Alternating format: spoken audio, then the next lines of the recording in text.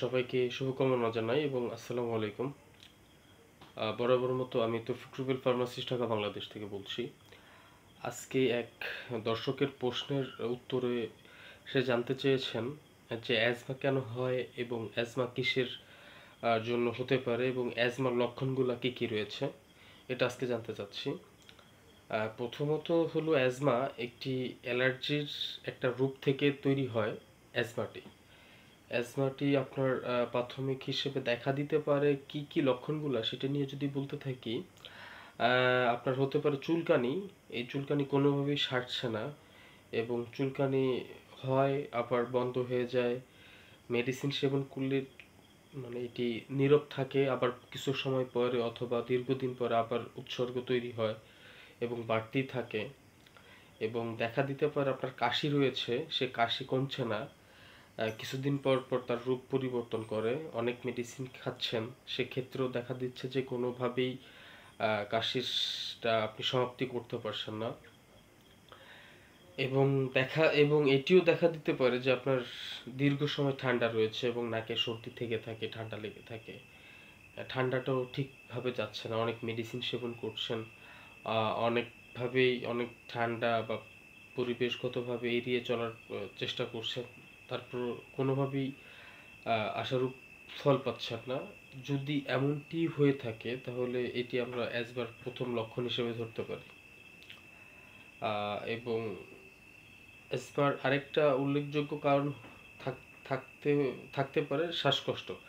শ্বাসকষ্টের আবার দুইটি রূপ থেকে থাকে। একটি হলো ফুসফুসে শ্বাসকষ্ট এবং দ্বিতীয়টি হলো আপনার অ্যাজমার জন্য শ্বাসকষ্ট। ফুসফুসের যে শ্বাসকষ্টটা, এটি সবার দেখা দেয় না, তবে বয়স্ক রোগীর ক্ষেত্রে ফুসফুসের শ্বাসকষ্টটা হতে পারে।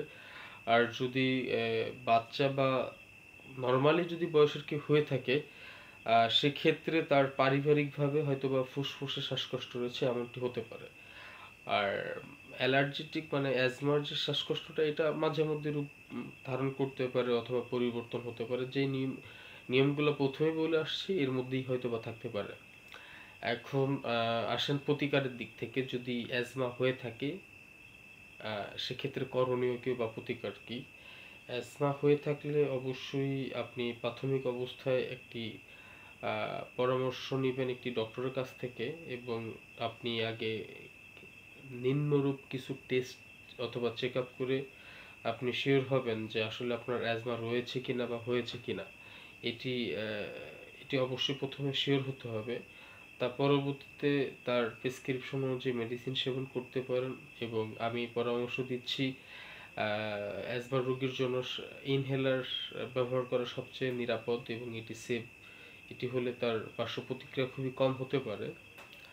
এবং আরেকটা প্রশ্ন যেটি মাঝে মধ্যেই থেকে যায় অথবা শুনতে পাই, যে ইনহেলার ব্যবহার করলে হয়তো বা এটি সারা জীবন ব্যবহার করতে হতে পারে কিনা। না, এটি এমনটি নয়, এটি সারা জীবন ব্যবহার করতে হয় না। এটি কিছু মাস অথবা দীর্ঘ টাইম ব্যবহার করলেই ঠিক হয়ে যেতে পারে এবং আপনি স্থায়ীভাবে এটি থেকে সমাধান পেতে পারেন, যেমন 3 মাস 6 মাস এরকমটি আর কি।